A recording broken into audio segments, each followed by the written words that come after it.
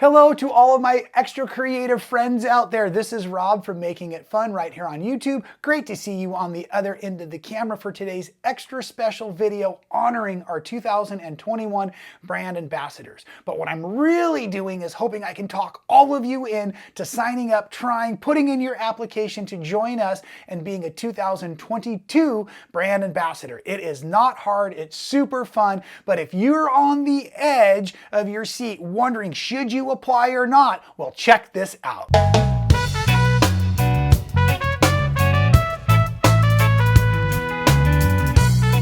That is right. It is an extra special day right here at Making It Fun because we have had an incredible team of brand ambassadors for 2021. And I was blessed enough to spend a lot of time interviewing each of them or the teams of them like our sisters we have over on Williams Street.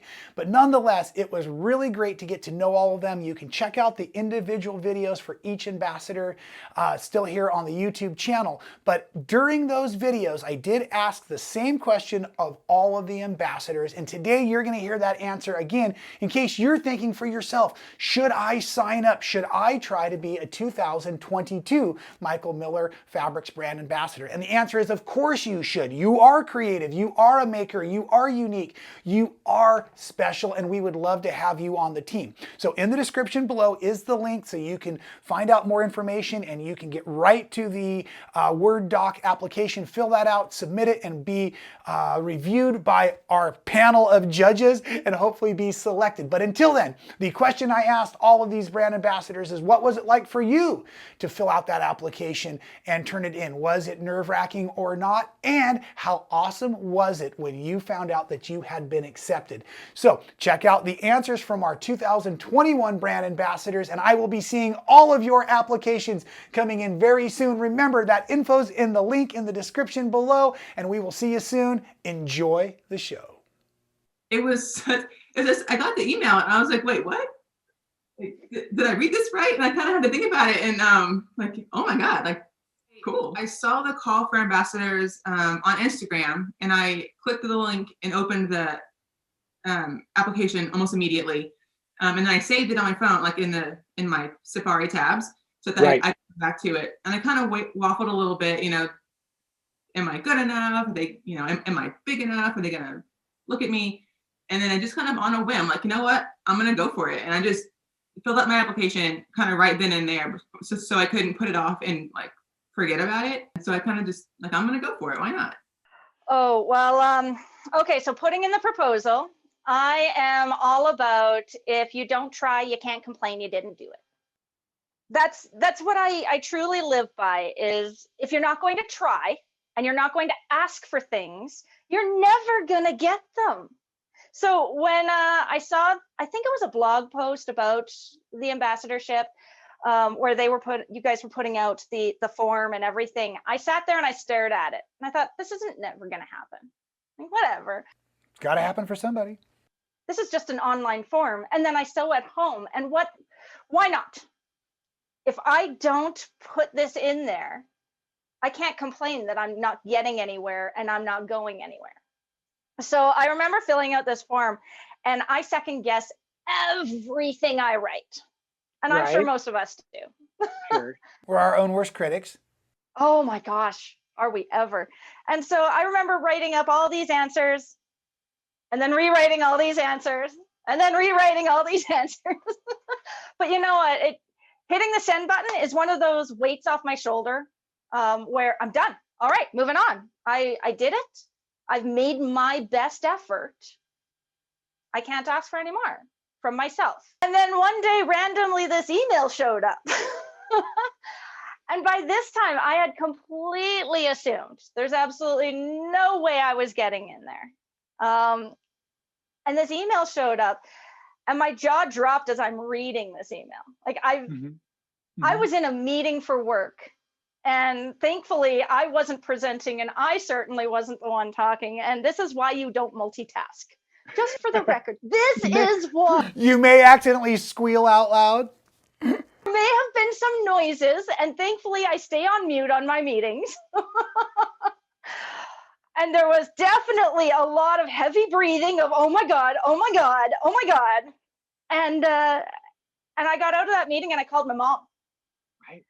And I'm like, Mom, do you remember I told you about an application that I was submitting? And I figured there was just no chance of this. She's like, well, yeah. Wasn't that like Michael Miller or something like that? And I'm like, yeah. So I finally got an email back. She's like, oh. And that dead silence. Like just. And she's like, was it good? Right. Because you called, and it's been a while since you called your mom, and actually, my mom and I talk every day, but weird relationship. She's like, so you got it? And I'm like, I got it. I got in, Mom. I'm in! Like, Mom, I'm in! They chose me! Like, oh my God. There was happy dances, and Lincoln, of course, is running around the house trying to figure out what the heck I'm doing. It was hard. Like, I've used Michael Muller fabric for like a while now. And I'm always like, and then I've seen people sew for them. I'm like, I'd like to do that someday. Right. But I never I got the courage to do it. But this year, like last year, I was like, I need to do this. So, right. Well, there's definitely been a few moments throughout the last, how long have we been doing this? 8 years. 8 years. Like we started real kind of slow, and then like the first big one was when we had our first magazine pattern accepted into a magazine. Like that was like this breakthrough. Hey, we can actually do this. And there was definitely happy dances going on, and really definitely with the Michael Miller when we got that was definitely another happy dance. It's reassuring, like we talked about, we're going to fake it till we make it type of a thing. And it's reassuring when you're faking it to have that feedback that you're like, oh, maybe I can actually make it here, and to have that support. And so it's like, I'm real. There were happy dances and phone calls and texts. Did you see the email? We got it, we got it. So some celebrations went on that day. Yeah, absolutely. So I'd like to push myself. I think that if I stayed like in one position, I wouldn't grow. So I thought that it would be a great opportunity for me to, try new things and expand my personal style in a new way. Yeah, so I was really surprised. I was really excited about it. And then I was like, oh my God, I'm going to be sewing a lot this year. So it's definitely been a learning curve, and I have to tell you, I was very apprehensive about even putting my name in the ring to be a brand ambassador because of it, but I've never truly worked on a lot of projects all from one manufacturer, that every fabric was from one manufacturer, and I have to say that I'm incredibly impressed. I'm just going to say it right up front, that the fabric is uniform, whether the print is a light print or a dark print. And I have like such massive respect for that, because I have been overseas in factories trying to get the color of the fabric just right, or the print just right. So I understand what it takes that goes into the process.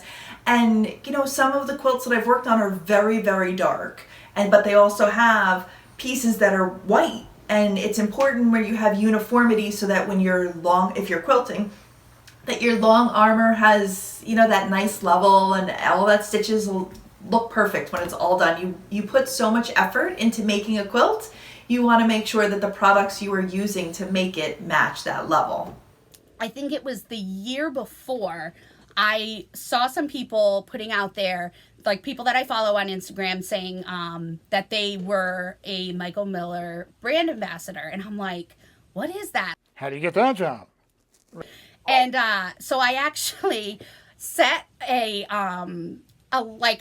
alarm, or almost like a whatever on my phone to remind me a year from then to look on your blog to see like when it would be open. Good for you. That's smart. So, and it's funny because I think I was probably like the last one, because it looked like it must have come earlier than I thought. And so I just like realized, I'm like, oh gosh, I hope I didn't miss it. So I went in and I applied, and I'm like, kind of crossing my fingers to hope that, I would be chosen. So it was very exciting once I found out. Can you tell me more about the day that you found out? Like, what was that experience like? That was really exciting, because on some level, especially being a stay-at-home mom, like it feels somewhat like validation, or this. I I was hoping you would use that word because it absolutely is validation. You're a rock star and you deserve the credit. So, yeah. But I'm sorry, I interrupted you, but go ahead. Yeah. It was definitely that just, I was really happy. I called my husband immediately and I'm like, oh my gosh, I got chosen to be a brand ambassador, and he was excited for me because he's very supportive of the things that I do, and it just again, like, I just felt so it feels intimidating, like you're putting yourself out there and you're like, oh, are my projects going to be good enough or whatever, but it just feels like a huge accomplishment. It really did. So I was happy that I was brave enough to put in an application for it, and so I was really happy when I got chosen.